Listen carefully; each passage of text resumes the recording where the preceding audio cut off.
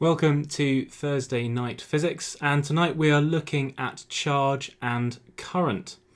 We're going to be looking at this by going through some exam style questions and going through the mark scheme. I'll leave a link in the description to the questions if you would like to have a go at these at some other time. So I've got the questions here and I'll be trying to go through these as well as I can on the paper.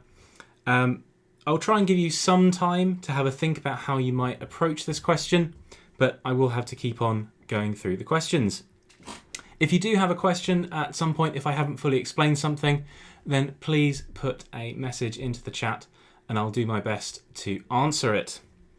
Right, so this test starts off with a really nice, straightforward recall question.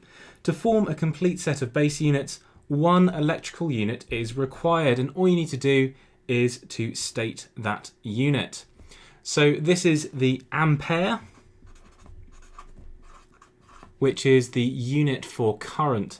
So this is the base SI unit, and from that we get some of the other electrical units. So actually this isn't something you need to know for the exam.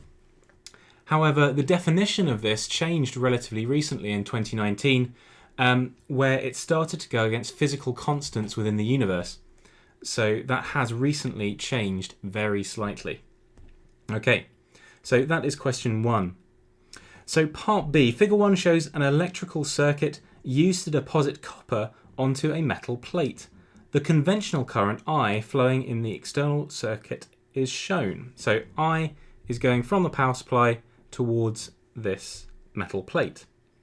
So we're being asked to mark on the figure the direction of the electron flow in the connecting wire AB. So what this question is asking is can we distinguish the difference between current and the flow of electrons? So current is defined as the flow of positive charge. Electrons are a negatively charged particle, so it's going to be going in the opposite direction to the current. So current would be going down here, through there, and up through there. So it would be going A to B, so we need to be going from B to A. The direction of the drift velocity of the positively charged copper ions in the solution. So we've been told that they are positively charged, so this means that they're going to be going in the same direction as the current. Now, something that you may notice here is we've been asked to draw two arrows. How are we going to distinguish between them? Well, if we label one clearly, then it indicates what the other one is. So I am going to label this one as the drift velocity. So now it should be nice and clear which I'm indicating for each one. So if we just move this up a bit. Okay. So the current measured by the ammeter in figure 1 is 0.34 amps. In order to coat the metal plate with copper to the required depth, the current must flow steadily for 12 minutes. Determine the charge flowing through the ammeter in this time. Well, Q is equal to I times delta T. The charge is equal to the current times the change in time. So the current is 0.34 amps, and we're multiplying this by the time. We've been given it in minutes, but we need it in the base SI units of seconds, so we can just convert that by doing 12 times 60, which after we do some rounding is going to be equal to 2.45 times 10 to the power 2 coulombs. So then always make sure you do move them across into that area. Okay, so this question, really nice and straightforward. It's saying, can we use the equation Q is equal to I times delta T? We need to take the units, the information from the question, and make sure that we put it into base SI. So that is question 1.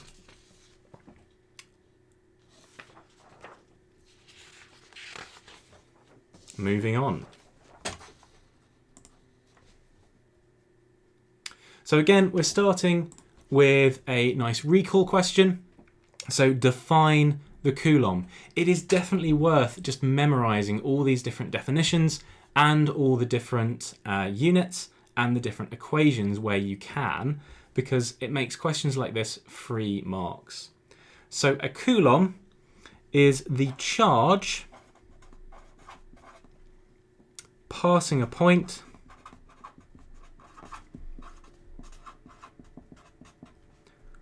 when 1 amp flows for 1 second. So really, all I've done here is I've written out a word equation. I've written out the word equation for charge. So in the previous question, we wrote out what that equation was, Q equals I times T, and now I'm just writing that out. It's the charge passing a point when 1 amp flows for 1 second. Quite often when you're doing these definitions, it's worth trying to bring it back to those base SI units. Okay. The label on a car battery states capacity is equal to 80 amp hours, which indicates that the battery is theoretically capable of delivering a current of 1 amp for 80 hours. In order to fully charge it, the battery is connected to a charger that delivers a constant current of 0.64 amps. Calculate the minimum time for a full charge to be delivered. Well, we can think about this in multiple ways. We could go through and do a calculation to work out how much charge it will store. And then once we've done that, we can go back and work out how long that would take. Or we could treat this as a bit of a ratio question. Because if there was a constant current of 1 amp, it would take 80 hours. So we've reduced the rate at which it's being delivered, so that should increase the time it'll take. So we can just say that time is going to be equal to 80 divided by 0.64, which is then going to be equal to 125 hours. And we do need to keep it in hours because that is what the question is asking for. So 125.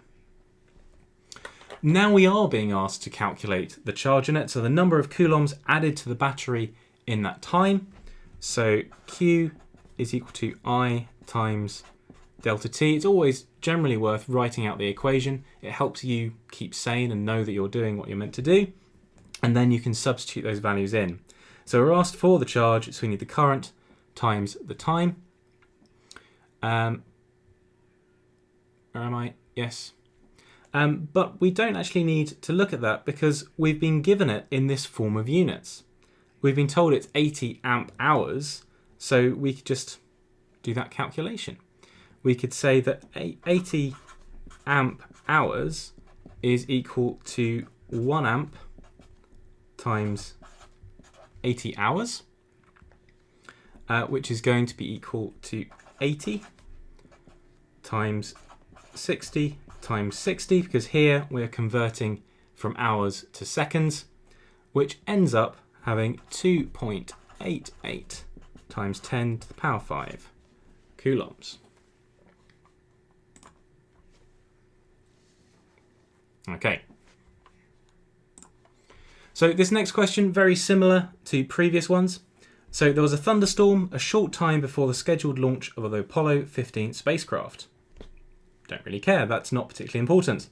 Equipment mounted on the launch gantry recorded a current of 90 kiloamps lasting for 1.2 milliseconds. Calculate the total charge flowing in the lightning strike. So again, this is just looking at Q is equal to I times T, but this time they're really testing whether you've understood your prefixes. So we've got kiloamps and milliseconds. So Q is equal to I times delta T. So the charge is going to be equal to 90 kiloamps, so times 10 to the power 3, multiplied by the time, which is going to be 0.0012, because that is going to be our milliseconds. Okay, and when we do that calculation, it comes out to 108 coulombs. So these are questions where you can quite easily pick up the marks. as long as you remember just to be consistent with your use of the equation and remember to be consistent with that. And yes, the flavour around the questions could be seen as cool, but at the same time, it can also be a bit misleading at sometimes. So it's worth trying to just drill down to where are the actual units that I need to deal with. So the number of electrons that would need to be transferred to complete the discharge. Well, you can find the charge on a single electron in your equation book, and that's negative 1.6 times 10 to the minus 19 coulombs. So we just need to divide the total number of coulombs by the charge on an electron. Note that I'm not bothering with the negative because we're just saying they're being discharged. We're not worrying about which direction they're going, but so the charge transfer is going to be 108 coulombs. We're not saying whether it's positive or negative at that point. So it's going to be 108 divided by the charge on one electron, which is equal to 6.75 times 10 to the power of 20. It is probably worth mentioning in questions like this, it's not a bad idea to state that you're using E is equal to 1.6 times 10 to the minus 19, because it can definitely show the examiner what you're working with. So there you go, that's that question. Right, on to question 3.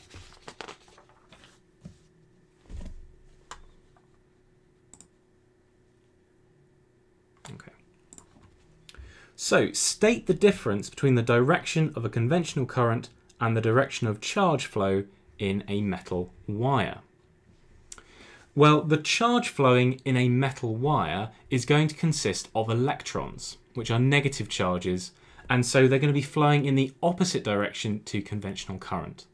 This is very similar to the first question we were looking at, but this time it's asking you to remember what the charge carriers in a metal wire would be. So there's not quite space for me to write it here, but the current flow in a metal consists of electrons of a negative charge flowing in the opposite direction to the conventional current. The key part of this is to be able to state that it's the opposite direction. They are the operative words in this that would really get you the marks, but to show that understanding, you need to add those extra bits. Then state Kirchhoff's first law. Again, this is just one of those recall questions. The sum of the current entering a point, or a junction, in a circuit is equal to the sum of the currents leaving that point. Okay? So you need to get that idea of the sum in there. That is one of the critical parts of this. So the sum of the current entering a junction is equal to the sum of the current leaving. I've just written that as shorthand because there isn't quite enough space for me to write in Sharpie on this, but that is the essence of this. So this next question, figure 2a shows a junction P in a complex electrical circuit. So we've got different arrows coming in and out of the junctions. Determine the magnitude and direction of the current in the wire PB. So we've been told what the current going into and out of this junction is apart from this junction. So we need to use the information that we've just stated, Kirchhoff's first law, to be able to identify what we need to do. So we can just consider going into the junction as positive and leaving the junction as negative, then add all these things together. Because if we consider out to be negative and in to be positive, well, the sum of I in minus the sum of I out should be equal to 0. So by considering out as negative and in as positive, we're able to set it up like this, which will allow us to find any unknowns. So we could say that 2.3 going in plus 1.5 going in minus 2 minus 1.4 plus the unknown, which I'm just going to call I, is going to be equal to 0. And if you go through and simplify this down, you'll find that I is equal to negative 0.4 milliamps. So the magnitude of the current, which is not negative or positive, it's just the magnitude, will be 0.4 milliamps, with the direction being leaving the junction. Or you could say it's going to be in the direction PB, because it's going from P to B. Okay. Oh, just realised you couldn't see the bottom of that question. So here it is. Okay. We continue on the theme of Kirchhoff's first law. And so here we have a diagram where it's probably aiming to be a bit confusing. It's doing things at funny angles, it's adding in lots of different resistors and multiple power supplies. But as we read the question, we should hopefully see that none of that matters. Explain how we'd use ammeters to demonstrate that Kirchhoff's first law may be applied at junction P no matter what settings are on each power supply. So it's got a lot here to try and confuse you, to try and hide the fact that all it's saying is, how can you make sure that the current going into a junction is equal to the current coming out of a junction? And this one gets a bit wordy to be able to say it, but really it's just a case of saying put an ammeter on all the paths into and out of the junction. So you need to put an ammeter between A and P, between P and B, between D and P, and C and P. It doesn't matter which way round because it's going to be fine either way. And then you just need to be able to determine the value and direction of the current to be able to show that the sum of the current in is equal to the sum of the current out. And you just need to make sure that you can get this with 4 marks. Now, there is one thing that will be really easy to overlook because you sort of know that that's meant to just be true. But the question is asking you to be able to demonstrate this for different settings of the power supply. So you're getting 1 mark for saying this is where you need to put the ammeters. You're getting 1 mark for saying you need to determine the value and the direction of the current on these ones. So it will matter which way round you have your ammeter. Getting 1 mark for stating Kirchhoff's law, that the sum of the currents in is equal to the sum of the currents out. But that final mark, the one that a lot of you might miss out on, is saying repeat with several values for the power supply outputs. So this is where it becomes critical to really read the questions in detail to make sure that you're getting your full marks. Because no matter what settings are on each power supply. Okay. Question 4. The wires connecting a light bulb to a 4-volt battery are made out of copper. The wire has a diameter of 0.34 millimeters. The current in the wire is 0.4 amps. The number n of free electrons per meter cubed in copper is 8.0 times 10 to the 28. State what is meant by the term mean drift velocity. Describe the motion of the electrons in the wire. So actually, all of this, it will be required later on in the question, but first it's just asking us to have some definitions put in. So state what is meant by the term mean drift velocity. Describe the motion of the electrons in the wire. So the mean drift velocity is the average displacement travelled by electrons along the wire per second. It is literally saying how fast they're going or how much distance is being travelled per second. We're going to get our 2nd mark for saying that they move slowly in one direction through the metal lattice at the same time as moving in random directions. So although the individual electrons are travelling in random directions, there is that overall direction of travel, the mean drift velocity. So although they're going all over the place, overall they are travelling from one end to the other. Okay.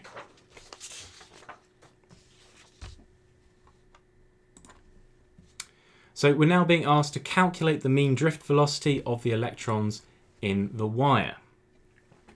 So we're going to be needing to use the equation I is equal to ANEV. So I, the current, is equal to the area times the number density times the charge times the mean drift velocity. So this is our base equation. That's the one you might find in your equation booklet. So we need to rearrange this first to find the mean drift velocity. So V to I N A E. Okay. We can find our cross-sectional area because we were given the diameter. So our cross-sectional area is going to be pi 0.17 times 10 to the minus 3 squared. I just found the radius by halving. And then we put this into the equation. I'm not going to be able to write it all out, but we were told in the previous question the current is 0.4. We're told that the number density is 8.0 times 10 to the 28. And we know the charge on an electron from the equation booklet. So with all that information, we can just put all that into an equation, making sure it's nice and obvious on the page. And then we can write out that the mean drift velocity is 3.44 times 10 to the minus 4 meters per second. Okay, so this is, again, quite a nice simple question of take the equation from the equation booklet. Don't even need to remember it. You just need to remember it's there. Rearrange it, substitute the values in, and make sure not to make the mistake of confusing diameters and radii. Okay. Almost towards the end of this paper. And again, it's another ratio question. So let's just make sure we can see that. Okay. So figure 3 shows an aluminium connecting wire attached to an aluminium terminal block. The terminal block has a cross-sectional area equal to 5 times that of the connecting wire. When the apparatus is connected to a power supply, a current flows in the wire. Calculate the value of this ratio. So the first thing we need to recognize is that the current is going to be the same through both materials. Well, the same material, but the block and the wire. This is because they're connected in series, so the current cannot be higher in one than the other. Because it's the same material, we know that the number density are going to be the same, and also the charge on an electron isn't going to change suddenly as you transfer from one to the other. So we can say, because the current is the same and all those other values are the same, that the area in the wire times the mean drift velocity in the wire is going to be equal to the area in the block times the mean drift velocity in the block. We can then rearrange this to get into more of a ratio form to say that this will be true. And now that we've got this, we've now got it in a format that we can use because we're told that the cross-sectional area is equal to 5 times that of the connecting wire. So 5 over 1, so the ratio is going to be equal to 5. So the mean drift velocity of the electrons in the connecting wire has got to be higher than that in the terminal block as there's a smaller area. So smaller area means that they're going to have to pass quicker through that to be able to have an overall transfer of charge that is the same in both. So you can think of it in terms of if you have a hose pipe and you put your finger over the hose pipe, the speed of the individual water droplets is going to have to increase as it exits because the same volume of water has to pass through at any one point, but you've changed the aperture that it can come through. So it's the same principle with this question. Okay. Now this next question is one that could seem a little bit complex to begin with, but in essence is actually a really simple question. It's important to remember that you're not required to remember the values of the number density of different materials. You're not expected to be able to quote the values for N. So when you are talking about them, you can just talk in terms of very high or smaller, that kind of idea. So the number density of charge carriers is an important factor in determining electrical properties of substance. Technician has 3 rectangular blocks, each with the same dimensions. One block is metal conductor, one is a semiconductor, and one is an insulator. Compare the values N associated with each block explain how these values will affect the current that the block draws from the power supply.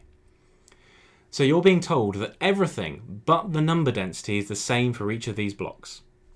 Great. So the first thing you can do is comment on what the number density is going to be comparably for each block. So we know that the metal is going to have a high number density. The semiconductor is going to have an average, the middle value, and the insulator will have a low number density. This is step one. This is where we get out our first couple of marks. Well, first three actually. After this, we need to finally finish answering the question, which is explain how these values will affect the current that each block draws from the power supply. So I is equal to ANEV. If the only thing that's changing is going to be the number density, well, that means that we can equate number density to current. So the metal is going to draw the highest current, and then the semiconductor less than that, and then the insulator even less than that. So the highest will be the metal, the lowest will be the insulator. Right. We are on to our final question before I'll do general Q&A. So an integrated circuit chip have blocks made out of semiconductor material linked by blocks of metal. Figure 4a shows a small section of this. One block of semiconductor is linked in series with two blocks of gold. The cross-sectional area of all three blocks are the same. You may assume that the current in the base layer is negligible. Use figure 4b to sketch a graph of the current against distance travelled by the charge carriers. So you might be looking at this and going, oh, so there must be something different. But what is this? This is a series circuit. It's one block, then another block, then another block. The current has to be the same throughout. It doesn't vary with distance. So all we need to do is just draw a straight line across. And I would highly recommend that you use a ruler in any exam that you do this in to be able to indicate that it is a horizontal line, because what I've drawn actually goes up very slightly. Right. So the number density of charge carriers in a semiconductor is 3.6 times 10 to the 18. The number density of charge carriers in gold is 5.9 times 10 to the 22. Calculate the value of the ratio, the mean drift velocity of the charge carriers in gold with the mean drift velocity of charge carriers in the semiconductor, and state the units that it's measured. So we know the current is going to be the same throughout. So what we need to do is think, what will the effect of decreasing or increasing the charge carriers have on the velocity they've got to go? Well, the current is the rate of change of charge. So it has to have an equal amount of charge going from one side of each block to the other side to keep the current consistent. But if the number of charge carriers decreases, well, that means that each charge carrier is going to have to move faster to have the same rate of change. So the mean drift velocity of the charge carriers in gold, mean drift velocity of charge carriers in the semiconductor. So we can find this by looking at the ratio of the number in the semiconductor to the number in gold. The reason we've flipped them round is that the mean drift velocity of charge carriers in gold is going to have to be lower than that in the semiconductor. So we're going to be changing it round. So that will be equal to 3.6 times 10 to the 18 divided by 5.9 times 10 to the 22. And we should expect this number to be smaller than 1 because the mean drift velocity of the charge carriers in gold has to be smaller than that in the semiconductor. So that will be equal to 6.1 times 10 to the minus 5, and there will be no units. The reason for this is, yes, we're dividing numbers, but we're also dividing units. And if you divide something by itself, well, the units are cancelling each other out, and you have a unitless ratio. Okay, that is the end of this paper. I'll put a link to the paper in the description, so if you want to go back over this yourself, you can. Does anyone have any questions about charge and current that they would like to go through?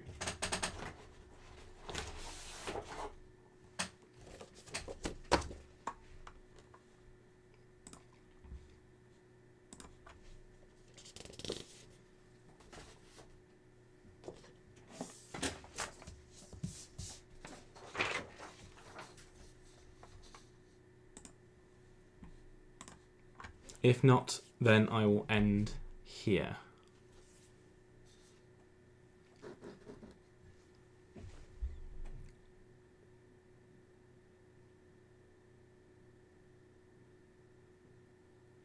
Okay, if you have had any particular questions, then feel free to leave them in the comments and I'll try to reply to you best I can. If you have found this helpful, then please consider liking this stream. If you haven't found it useful, then please consider disliking it and leaving a comment as to why it wasn't so good and how it could be improved. If you're finding this helpful, then potentially consider subscribing. I'll be looking to try and do Thursday Night Physics weekly, alternating between GCSE and A-level content. I hope you found this really helpful, and goodbye for now.